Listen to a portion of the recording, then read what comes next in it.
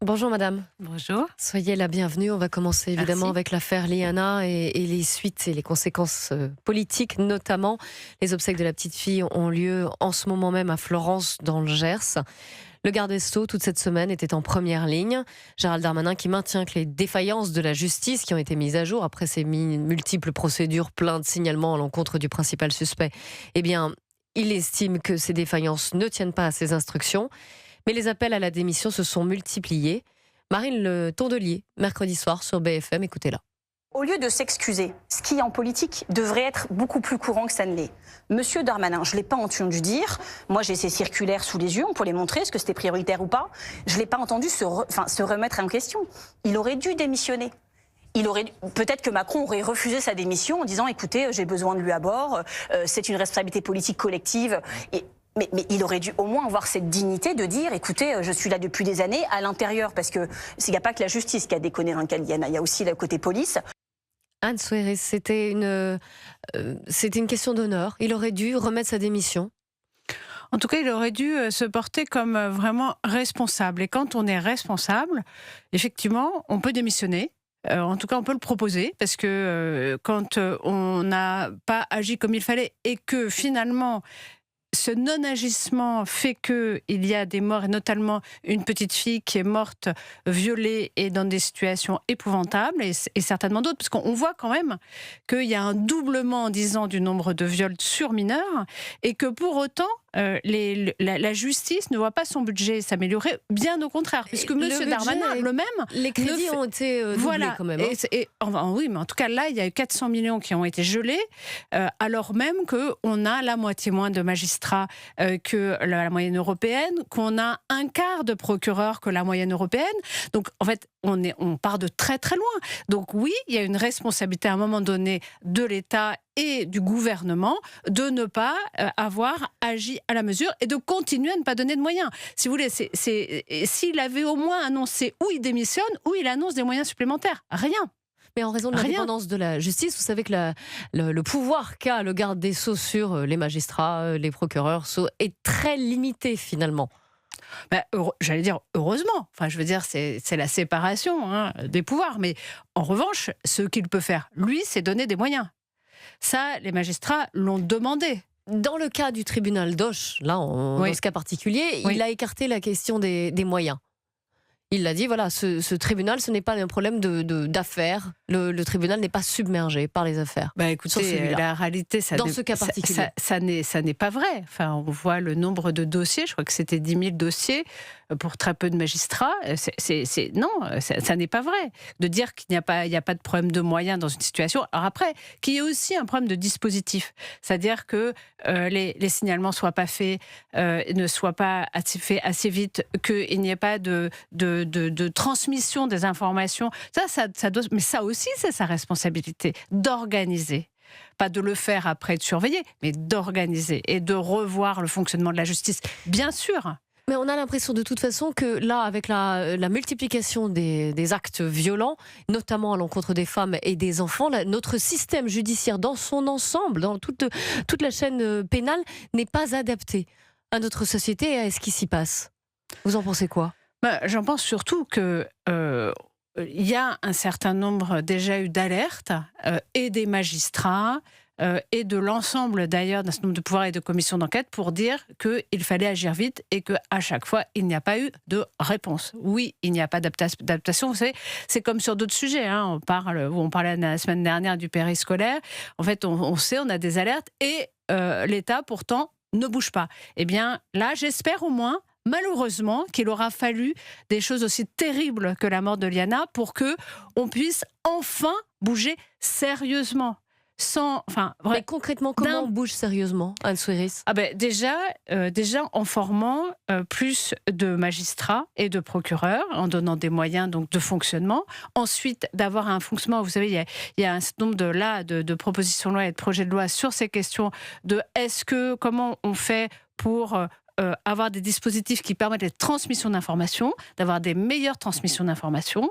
Ça, c'est aussi très important. Puis peut-être aussi d'avoir des responsabilités plus claires quand il se passe quelque chose comme ça. Parce qu'en fait, maintenant, on a des faisceaux d'informations. Là, sur le cas d'Iana, il y avait aussi des informations qui venaient des États-Unis. Enfin, il y avait des informations qui venaient de partout. Et peut-être qu'il y a une réflexion sur les référents à avoir en matière de justice. Chez les Verts, Marine Tondelier a aussi dénoncé un contexte patriarcal révélé par cette affaire. Expliquez-nous. Ouais, écoutez, le côté patriarcal de cette question-là, c'est toujours de ne pas écouter la parole des enfants. Il y a quand même, à un moment donné, la question d'avoir un système qui mais peut-être pas en première ligne ou comme une priorité la question de la violence sur les enfants et leurs paroles. Et je pense que de la même manière qu'on en parlait sur la question du périscolaire, ça se pose aussi, alors là c'est pas le cas de Liana à proprement parler, mais en tout cas de toute cette parole-là et de tout ce système finalement aussi qui permet les viols sur enfants. Voilà, donc je pense que de dire que c'est un système patriarcal, oui, de la même manière que la question du viol sur les femmes, des féminicides, enfin, ça met beaucoup de temps à émerger pour les mêmes raisons et j'espère qu'on va dans le bon sens. Alors, il y a eu beaucoup de propositions. On a vu beaucoup de politiques se positionner sur le sujet de la justice et notamment aussi sur les criminels sexuels. On est à 1 an de la présidentielle. Il y a eu cette question de la castration chimique pour les pédocriminels notamment. Est-ce que vous y seriez favorable ?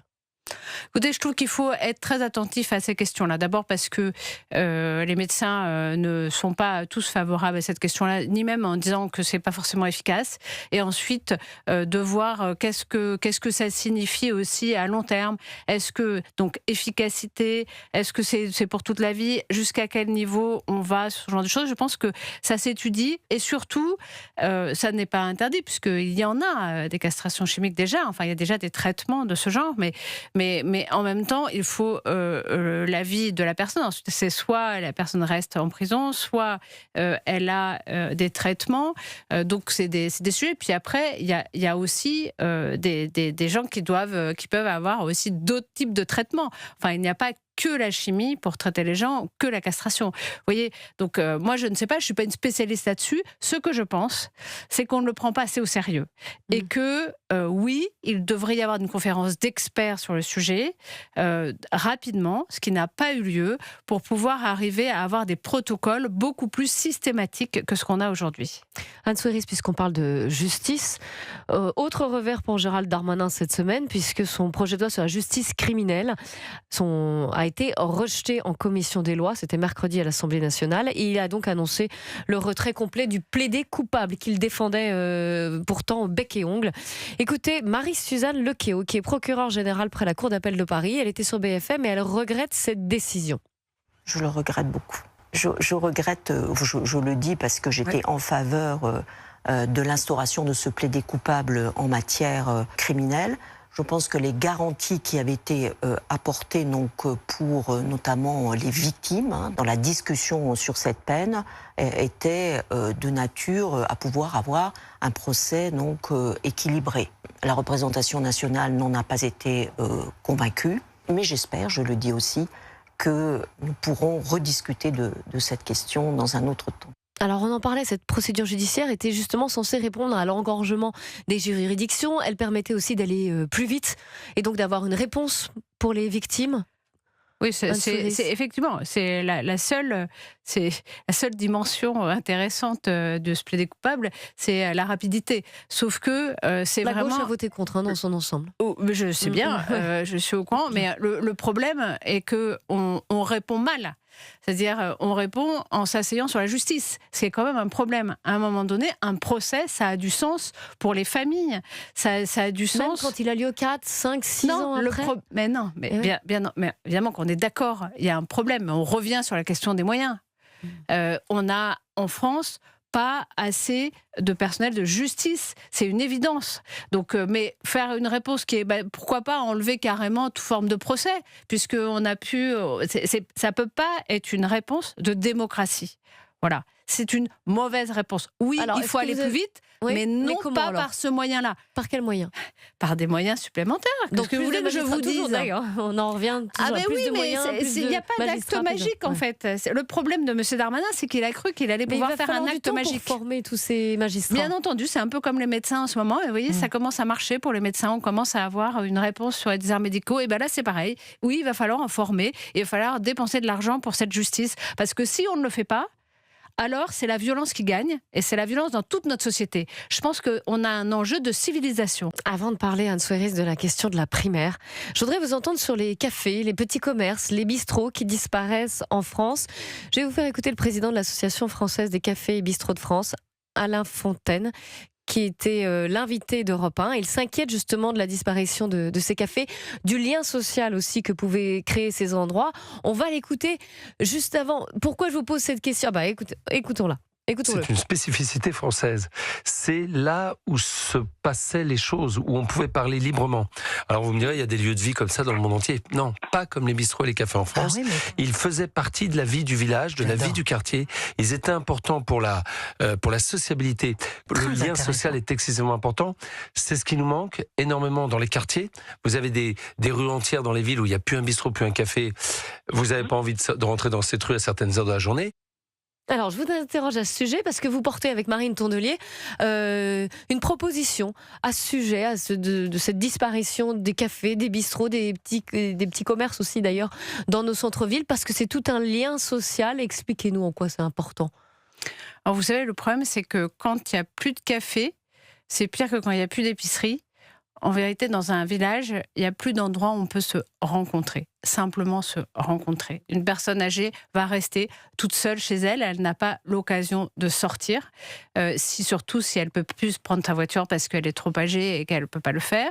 Et tout est comme ça. C'est-à-dire que c'est l'endroit où l'intergénérationnel peut se passer, où tout ce qui n'est pas nécessaire peut arriver aussi, parce qu'évidemment, la personne âgée en question, mais peut-être que quelqu'un, une aide à domicile vient la voir, mais pour l'aider à se laver le matin ou se lever. Mais en tout cas, ce lien simplement social, de convivialité, qui fait qu'on va s'apercevoir que cette vieille dame, on ne l'a pas vue aujourd'hui, qu'est-ce qui se passe? Eh bien, on va aller la voir et peut-être que du coup, on va pouvoir la sauver. Enfin, vous voyez, tout ça... Finalement, les discussions de comptoir, elles sont importantes. Elles sont très importante. Et c'est vrai que c'est une disparition en 10 ans complètement incroyable. On est passé de 600 000 à 34 000, en fait, pratiquement plus de bistrots dans les petits villages en particulier. Et c'est possible d'inverser ce processus. Alors justement, donc vous proposez, pour ce faire, de relever la TASCOM. Alors c'est la taxe sur les surfaces commerciales. C'est les communes qui les collectent, c'est les grandes surfaces qui doivent payer cette taxe à la commune. Vous relevez cette taxe. Est-ce qu'il va y avoir des répercussions sur le prix dans les rayons? Bon, c'est toujours l'inquiétude à chaque fois. Oui, quand même. Justifié. On vient de faire une commission d'enquête sur les marges de la grande distribution. Je peux vous assurer qu'il y a de la marge pour le coup. Donc, je pense que c'est pas 0,1% qui changera la face des choses. En revanche, ça peut changer complètement la face des choses pour pouvoir revivifier les centres des villages.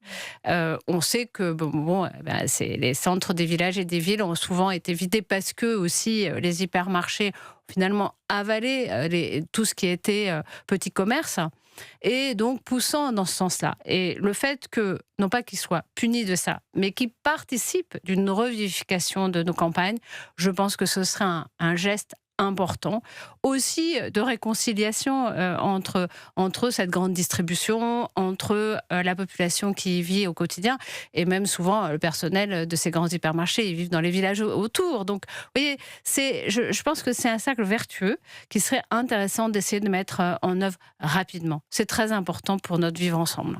Est-ce que vous avez posé la question, par exemple, à Michel-Édouard Leclerc?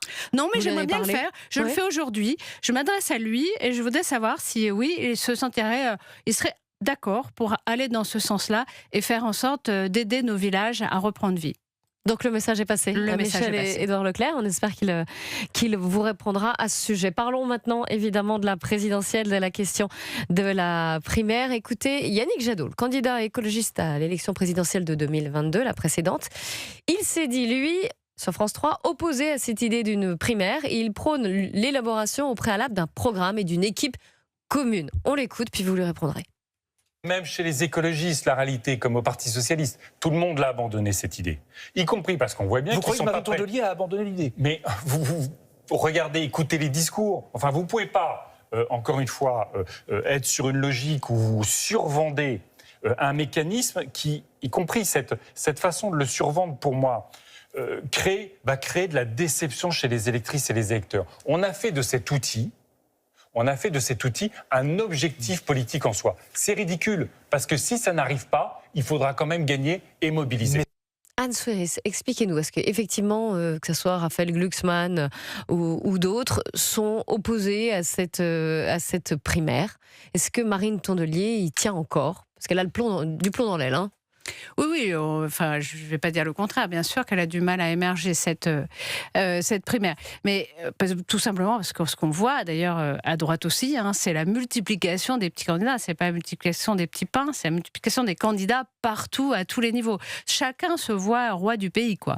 Donc, c'est un peu un sujet. Donc, c'est une solution, comme le dit Yannick Jadot. Oui, mais si personne n'en veut... Alors, si personne n'en veut, on ne le fera pas. Parce que même au PS, ils sont divisés sur la question. Les choses sont simples dans l'existence. Si personne n'en veut, on ne le fera pas. Voilà. Mais en fait, quelle est la solution alternative ? Il y en a, mais il n'en a pas, Yannick Jadot. Sinon, je lui ai posé également la question. Et lui, il dit faut commencer par le programme et avec les autres, et ensuite on verra. Mais en fait, en vérité, c'est ce qu'on fait.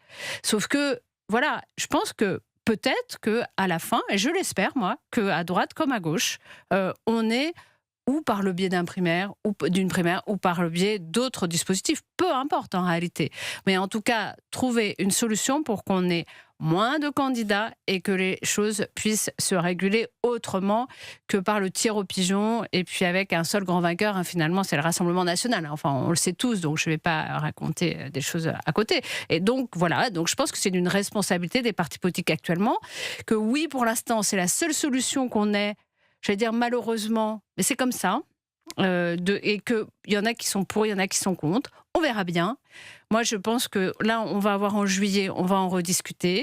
Peut-être à la rentrée. Les militants vont être consultés. On va être tous consultés pour pouvoir redéfinir cette stratégie-là. Ensuite, il faudra avoir une alternative si on n'y arrive pas.